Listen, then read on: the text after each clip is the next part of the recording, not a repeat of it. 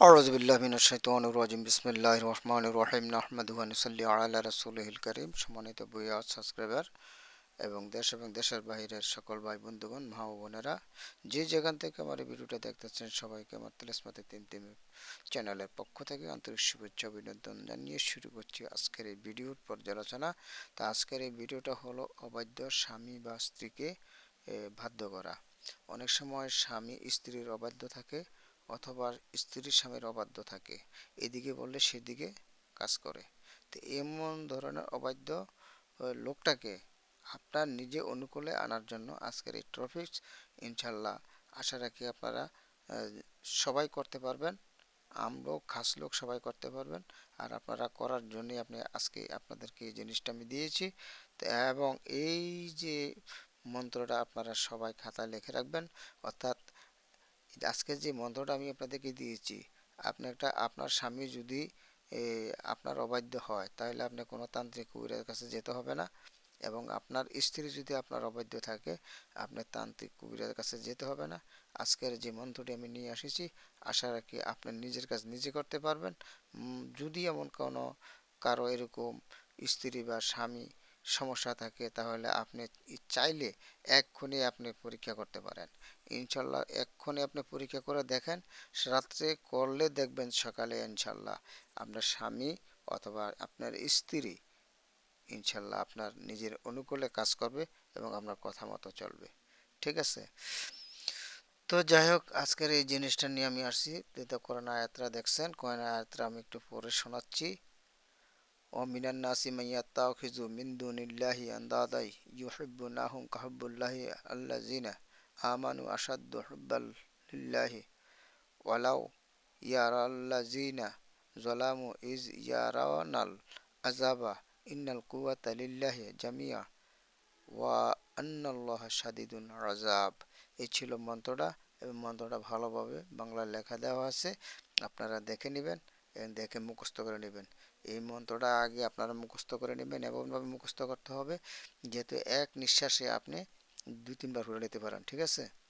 এমনভাবে মুখস্থ করতে হবে এটা।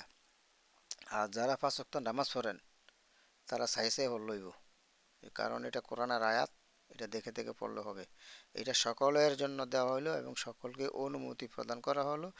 যদি কোনো আপনার স্বামী বা আপনার স্ত্রী আপনার অবৈধ থাকে, মন্ত্রটা পরে আপনি যদি আপনার কোনো মহিলা তার স্বামীর জন্য করে তাহলে লিখতে হবে অমুকের বেটা অমুককে, অমুকের বেটা অমুককে।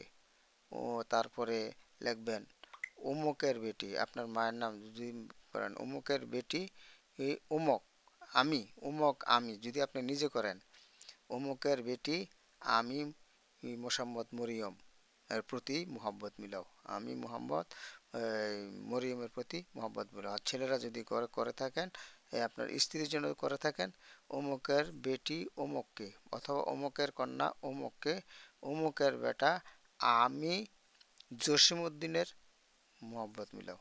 এই কথাটা, এই আয়াতটা শেষ করে এই কথাটা বলতে হবে। ঠিক আছে? আমি সব কিছু আপনাদেরকে বলে দিচ্ছি। এছাড়া বশীকরণ, মহাবশীকরণ, উচ্চাটন, সম্মোহন, শত্রু দমন সহ সকল কাজ করি। তো দেশ এবং দেশের বাইরে যে কোনো জায়গায় আমি কাজ করে থাকি ইনশাল্লাহ যোগাযোগ করবেন। আর স্ক্রিনে দেওয়া যে নাম্বারটা আছে ওই নাম্বারে ইনশাল্লাহ যোগাযোগ করলে হবে। তো এটা ইমো আছে, হোয়াটসঅ্যাপ আছে। ঠিক আছে? ওই নাম্বারে আপনারা যোগাযোগ করবেন। আর যে সমস্ত তান্ত্রিক কবিরাজ ভাইরা আছেন নবাগত বা শিখতেছেন, তো চাইলে আপনারা ভালো ভালো কিতাব আছে, ওই কিতাবগুলো নিয়ে আপনারা কাজ করতে পারেন। ঠিক আছে? আর কিতাবগুলি পৌঁছে দেওয়া হবে কুরিয়ার সার্ভিসের মাধ্যমে। তো কিতাব পেয়ে আপনি টাকা প্রদান করবেন। ঠিক আছে? কিতাব পেয়ে আপনি টাকা প্রদান করবেন ইনশাল্লাহ। ভালো মানের কিতাব আছে, এই কিতাব নিয়ে আপনার কাজ করেন, মানুষের সেবা করেন, নিজেও উন্নতি হন। ঠিক আছে? তো যাই হোক, আর যারা চ্যানেলে নতুন আছেন তারা চ্যানেলটাকে সাবস্ক্রাইব করবেন এবং বেল আইকনটি অন করবেন, যেহেতু নতুন নতুন ভিডিও দেওয়ার সাথে সাথে আপনারা নিজেরা পেতে পারেন। এখন প্রশ্ন হচ্ছে, কথাটা বলি। তো যে স্বামীর উপর খুশি নয় স্ত্রীকে মনে ভালোবাসে না, এটা তো বললামই। ঠিক আছে? এটা চিনির উপর হোক, মিষ্টির উপর হোক, যে কোনো কিছুর হোক, আপনার মন্ত্রটা যদি আপনারা নতুন হয়ে থাকেন 21 বার পড়বেন, 21টা ফু দিবেন।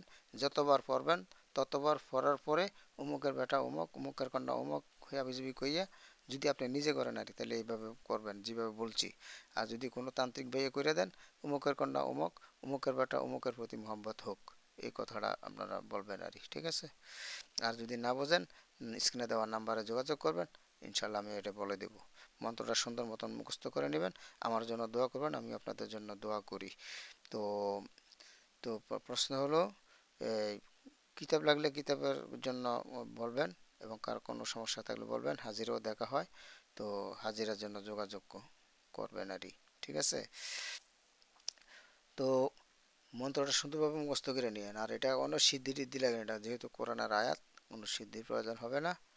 তো এটা মুখস্থ করলেই হবে, যে কোনো দিন মুখস্থ করেন, যে কোনো সময়, দিনে রাইতে যে কোনো সময় আপনি আয়াত পড়ে আপনি আপনার স্বামী স্ত্রীর মধ্যে ব্যবহার করতে পারবেন। তো এই পর্যন্ত সবাই ভালো থাকেন, সুস্থ থাকেন। আসসালামু আলাইকুম ওয়া রাহমাতুল্লাহি ওয়া বারাকাতুহু।